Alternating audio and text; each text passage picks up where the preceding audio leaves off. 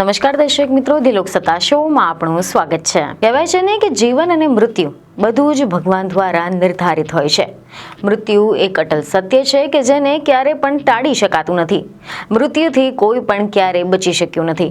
પરંતુ ક્યારેક જીવનમાં એવી પણ ઘટનાઓ બની જાય છે કે મનુષ્ય સમજવામાં અસમર્થ થઈ જાય છે કે આ બધું વાસ્તવિક છે કે પછી કોઈ કાલ્પનિક કથા.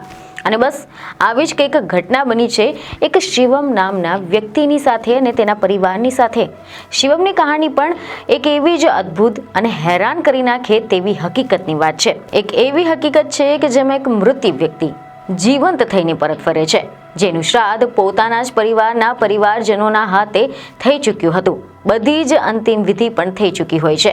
અને આ કોઈ ફિલ્મની સ્ક્રિપ્ટ નથી, આ કોઈ નવલકથાનું કાલ્પનિક જાળ નથી, પરંતુ આ એક વ્યક્તિની સત્ય હકીકત પર આધારિત છે. જેમાં બન્યું એમ હતું કે મીડિયામાંથી એવા અહેવાલો સામે આવ્યા કે વર્ષ 2013માં કેદારનાથમાં જ્યારે વિકરાળ પૂરની આપત્તિ આવી હતી, હજારો લોકો તેનો ભોગ બન્યા હતા. અનેક પરિવારો તૂટ્યા હતા, અનેકના નામ ગુમ લાપતાની યાદીમાં ઉમેરાઈ ગયા હતા. તે સમયે એક વ્યક્તિ પાણીમાં વહી ગયો હોવાના અહેવાલ મળ્યા હતા અને તેને આખરે મૃત જાહેર કરવામાં આવ્યો હતો. તેના પરિવારે એ માન્યતા સ્વીકારી લીધી હતી કે હવે આ માણસ પાછો નહીં ફરે. શ્રાદ્ધ થયા, વિધિઓ થઈ ગઈ હતી. જમીન પર વહી ગયેલો પાણીનો પ્રવાહ હવે હૃદયમાં વહી રહ્યો હતો. પરિવારને તેની વાપસીની કોઈ પણ આશા ન હતી. તેઓએ તેના પ્રતિકાત્મક અંતિમ સંસ્કાર કરી નાખ્યા, શ્રાદ્ધ કરી નાખ્યું અને જીવન આગળ વધારવાના પ્રયત્ન કર્યા. સમય પસાર થતો રહ્યો, પરંતુ ક્યારેક સમય જે ભૂલાવી દે છે, નસીબ એ જ ભૂલને પાછી યાદ અપાવે છે. કોઈએ કલ્પના પણ કરી ન હતી કે જીવતા માનવીને મૃત ગણાવી દેવામાં આવશે અને એક દિવસ એ માણસ બીજી જગ્યા પર અજાણ્યા લોકોની વચ્ચે શાંતિથી જીવન વિતાવી રહ્યો હતો. અને બસ આ કથા અહીંયાથી જ વળાંક લે છે. આ કથા વળાંક લે છે 2021માં. એવા સમાચાર સામે આવ્યા હતા કે મહારાષ્ટ્રના છત્રપતિ સંભાજીનગર જિલ્લામાં વેજાપુર તાલુકાના એક મંદિરમાં ત્યાં ચોરીનો બનાવ બન્યો હતો અને ગામના લોકોએ કેટલાક ચોરોને પણ પકડી પાડ્યા હતા. અને પૂછપરછ કરતા આ ચોરોએ પોતાનો બચાવ કરવા માટે એક આધેડ માણસનું નામ આપ્યું હતું. મંદિરમાં રહેતા શાંત સ્વભાવના અને પોતાનામાં જ મશગુલ રહેતા એવા માણસને પકડીને કોર્ટ સમક્ષ લાવવામાં આવ્યો હતો, જ્યાં જજને પહેલી જ દ્રષ્ટિએ સમજાઈ ગયું હતું કે તેઓ માનસિક રીતે અસ્વસ્થ છે. કારણ કે બોલવાની કોશિશ કરતા તેઓ માત્ર એક જ વાક્ય ઉચ્ચારતા, ઓમ નમઃ શિવાય.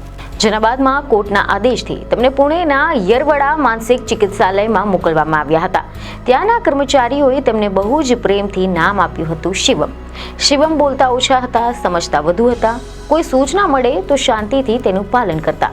કંઈ પણ પૂછો તો જવાબ માત્ર એટલો જ, ઓમ નમઃ શિવાય. વોર્ડના સ્ટાફને તેમનો સ્વભાવ, તેમની નિર્દોષતા અને તેમની સહજતા ધીમે ધીમે તેમને પોતાની નજીક સમજવા લાગ્યા હતા.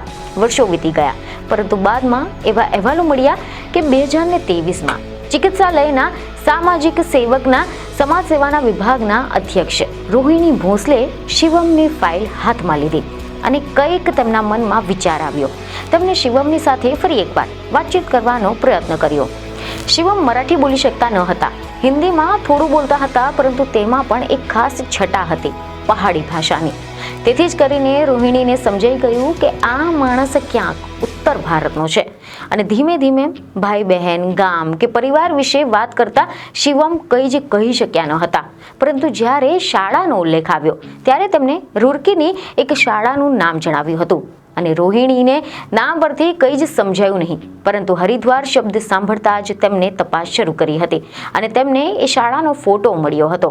શિવમે ફોટો જોઈને તરત ઓળખી લીધો હતો અને તેમની આંખમાં અજાણી ચમક આવી ગઈ. આ ક્ષણ રોહિણી માટે પણ ખૂબ જ મહત્વપૂર્ણ હતી, કારણ કે હવે તેમને ખબર પડી હતી કે શિવમ ઉત્તરાખંડના છે. અહેવાલો મુજબ એવી જાણકારી સામે આવી છે કે ઉત્તરાખંડ પોલીસને આ અંગે જાણ કરવામાં આવી ત્યારે પોલીસે માહિતી મેળવી છે અને આશ્ચર્ય થાય છે કે પોલીસ રેકોર્ડમાં આ વ્યક્તિની વિગતો મેળ ખાતી છે, જેને 2013માં જે પૂર આવેલો હતો તે દરમિયાન મૃત ગણાવ્યો હતો. જ્યારે પોલીસે પરિવારનો સંપર્ક કર્યો ત્યારે પરિવાર કહે છે કે હા, આ અમારો ભાઈ તો વર્ષો પહેલા પૂરમાં વહી ગયો હતો. મૃતદેહ ન મળતા અંતિમ વિધિ પણ કરી નાખી હતી, પરંતુ તેઓ જ્યારે શિવમનો ફોટો જુએ છે ત્યારે ભાઈ ચીખી ઉઠે છે કે આ તો એ જ છે. વિડીયો કોલ થકી જ્યારે શિવમને પરિવાર બતાવવામાં આવે છે અને અદ્ભુત રીતે શિવમ પણ તેમના ભાઈને ઓળખી જાય છે. બંને તરફ આંસુઓનો દરિયો વહેવા લાગે છે. આવી ક્ષણો વારંવાર જોવા નથી મળતી. પરંતુ પ્રશ્ન હજી પણ એ હતો કે શિવમ વેજાપુર કેવી રીતે પહોંચી ગયો? તેવી ખબરો છે કે તેઓ પૂરની ઘટનાથી જ ઘણા વર્ષો પહેલા ઘરથી વિખૂટા પડ્યા હતા. તેથી તેમને યાદ ન હતું કે તેઓ ઉત્તરાખંડથી મહારાષ્ટ્ર સુધી કેવી રીતે આવી પહોંચ્યા. 2015થી તેઓ વેજાપુરના મંદિરમાં રહેતા હતા. ત્યાં ખાતા, ઊંઘતા, સાફ સફાઈ કરતા અને પોતાનું જીવન શાંતિથી વ્યતીત કરતા હતા. કોઈને ખ્યાલ પણ ન હતો કે તે કોણ છે, ક્યાંથી આવ્યો છે. જ્યારે પરિવાર પુણે આવ્યો અને શિવમને મળવા માટે, ત્યારે માનસિક ચિકિત્સાલયમાં ભાવનાત્મક માહોલ સર્જાયો હતો. વર્ષોથી સ્ટાફના મનમાં તેઓ પરિવારના સભ્યના જેવા બની ગયા હતા. તેથી તેમને વિદાય આપવી પણ તેમના માટે સરળ ન હતી. પરંતુ નસીબે તેમને યોગ્ય સ્થાન પર પાછા પહોંચાડવાનો સમય આવી ચૂક્યો હતો. તો બીજી તરફ જે ચોરીના કેસનું પ્રકરણ હતું તે પણ હજી પણ ચાલી રહ્યો હતો અને સ્ટાફે જ્યારે તપાસ કરી ત્યારે મળ્યું કે આ કેસ લાંબા સમયથી અટકેલો હતો અને અંતે 2023માં ચાર્જશીટ દાખલ થઈ. સુનાવણી દરમિયાન મૂળ ચોરીના આરોપીઓએ કોર્ટમાં સ્વીકાર કર્યો કે શિવમનો આ કેસ સાથે કોઈ જ સંબંધ નથી.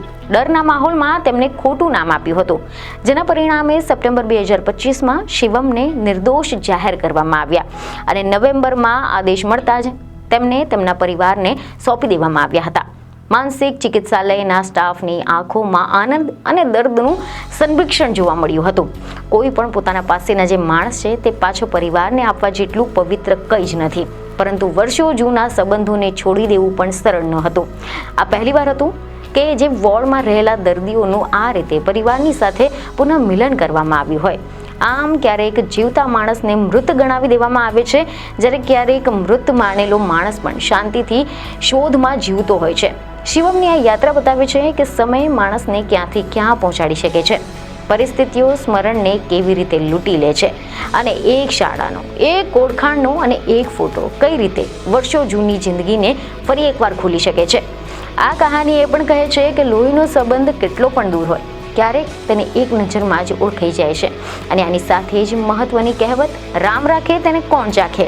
તો આશા છે કે તમને આ માહિતી મહત્વની લાગી હશે, જેથી અમારા વિડીયોને લાઇક અને શેર જરૂરથી કરજો. બીજને ખબર સાથે ફરી મળીશું. ધન્યવાદ.